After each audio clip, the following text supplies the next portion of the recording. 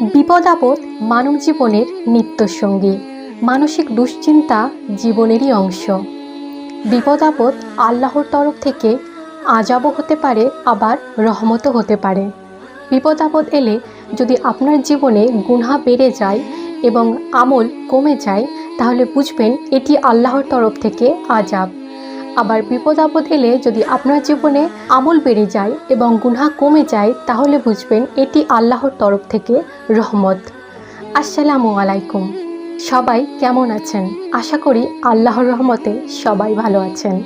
আজকের ভিডিওতে আমি আপনাদের সাথে শেয়ার করব কোরআন ও হাদিসের আলোকে বিপদ আপদের সময় একজন ঈমানদার ব্যক্তির ঠিক কী করা উচিত। তাহলে চলুন ভিডিওটি শুরু করা যাক।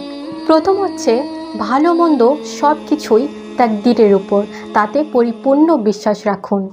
কেননা যে ব্যক্তি তাকদীরের উপর পূর্ণ বিশ্বাস রাখে, তাকে দুশ্চিন্তা কোনোদিনও কাবু করতে পারে না। এ বিষয়ে পবিত্র কোরআনে এসেছে, আল্লাহ তোমাদের ক্লেশ দিলে তিনি ছাড়া তা মোচনকারী আর কেউ নেই। আর আল্লাহ যদি তোমার মঙ্গল চান, তাহলে তার অনুগ্রহ রদ করারও কেউ নেই। 2 নম্বর হচ্ছে, দুনিয়ার বিপদ আপদের তুলনায় পরকালের বিপদ আপদের কথা স্মরণ করুন। দুনিয়ার বিপদ আপদ আপনার জন্য পরকালের বিপদ থেকে রেহাই হতে পারে, আর পরকালের ভয়ঙ্কর পরিস্থিতির তুলনায় দুনিয়ার বিপদ খুবই নগণ্য। 3 নম্বর হচ্ছে, চিন্তার মোড় ঘুরিয়ে দিন। নিজের চেয়ে নিচের স্তরের মানুষগুলোর দিকে তাকান। তারা আপনার চাইতেও খারাপ পরিস্থিতিতে আছেন। তাদের দিকে দেখুন এবং ভাবুন যে আল্লাহ তাআলা আপনাকে তাদের তুলনায় কতটা ভালো রেখেছেন। আলহামদুলিল্লাহ। 4 নম্বর হচ্ছে, আল্লাহর ব্যাপারে সুধারণা পোষণ করুন। তার উপর ভরসা রাখুন।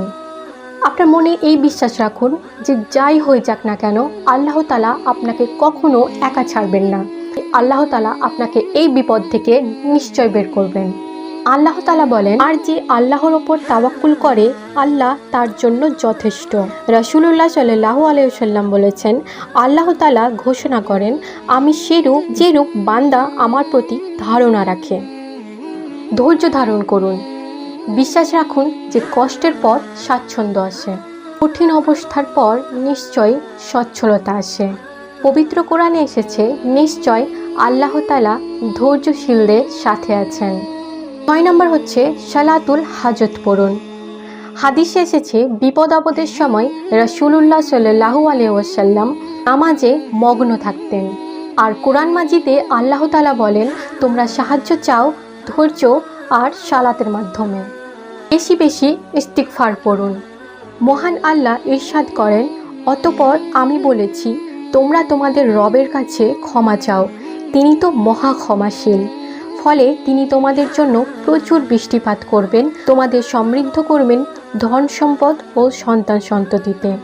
রাসূলুল্লাহ সাল্লাল্লাহু আলাইহি ওয়াসাল্লাম বলেছেন, যে ব্যক্তি নিয়মিত ইস্তিগফার করবে, আল্লাহ তার সব সংকট থেকে উত্তরণের পথ বের করে দেবেন, সব দুশ্চিন্তা মিটিয়ে দেবেন এবং অকল্পনীয় উৎস থেকে তার রিজিকের সংস্থান করে দেবেন। সুবহানাল্লাহ। এরপর আপনাকে যা করা উচিত, অধিক পরিমাণে দরুদ শরীফ পাঠ করুন। আমি নিজে এটা ফিল করেছি, বিপদ আপদের সময় দরুদ শরীফ পাঠ করলে অনেকটা শান্তি পাওয়া যায়। হাদিসে এসেছে, উবাই ইবনে কাব রাদিয়াল্লাহু আনহু বলেন, আমি বললাম, হে আল্লাহর রসুল, আমি আপনার ওপর অধিক হারে দরুদ পাঠ করে থাকি, আমার সময়ের কতটুকু আপনার প্রতি দরুদ পাঠে ব্যয় করব? রাসূলুল্লাহ সাল্লাল্লাহু আলাইহি সাল্লাম বললেন, তোমার যতটুকু ইচ্ছে। আমি বললাম, 1/4 সময়? তিনি বলেন, তোমার ইচ্ছা, কিন্তু যদি আরও বাড়াও তবে আরও ভালো। আমি বললাম, অর্ধেক সময়? তিনি বলেন, তোমার যা ইচ্ছা, তবে আরও বৃদ্ধি করলেও তাও ভালো। আমি বললাম, 2/3 সময়। তিনি বলেন, তোমার ইচ্ছা, তবে আরও বাড়ালে তাও ভালো। আমি বললাম, আমার সবটুকু সময় আপনার উপর দরুদ পাঠে লাগাবো। তিনি বলেন, তাহলে তো তোমার চিন্তা মুক্তির জন্য তা যথেষ্ট হয়ে যাবে আর তোমার গুনাহ মাফ করা হবে। এরপর 9 নম্বর হচ্ছে, আপনার সমস্যা বিষয়ে কোনো অভিজ্ঞ ব্যক্তির কাছে পরামর্শ নিন। কোনো নির্ভরযোগ্য আলেমের সাথে আলোচনা করুন। সর্বশেষ হচ্ছে দোয়া। দুশ্চিন্তা ও মানসিক অস্থিরতার জন্য হাদিসে অনেকগুলো দোয়া শিক্ষা দেওয়া হয়েছে। এই দোয়াগুলি বেশি বেশি পড়ুন। হাদিসে এসেছে, রাসূলুল্লাহ সাল্লাল্লাহু আলাইহি ওয়াসাল্লাম বলেন, আমি এমন একটি দোয়া সম্পর্কে অবগত আছি, কোনো বিপদগ্রস্ত লোক তা পাঠ করলে আল্লাহ তাআলা তার সেই বিপদ দূর করে দেন। সেটি হচ্ছে আমার ভাই ইউনূস আলাইহিস সালামের দোয়া।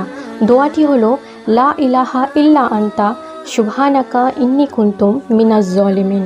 চিন্তা ও পেরেশানির সময় রাসূলুল্লাহ সাল্লাল্লাহু আলাইহি ওয়াসাল্লাম একটি বিশেষ দোয়া পড়তেন।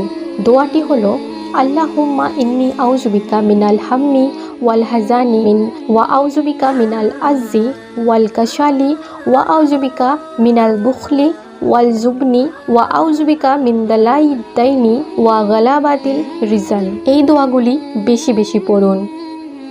তাহলে এই ভিডিওতে আমি যে 10টি উপায় বললাম মানসিক দুশ্চিন্তা ও বিপদ আপদ থেকে রক্ষা পেতে, এই 10টি কাজ অবশ্যই করুন। আল্লাহ তাআলা আমাদের সকল দুশ্চিন্তা, সকল বিপদ আপদ থেকে আমাদের রক্ষা করুন। আমিন।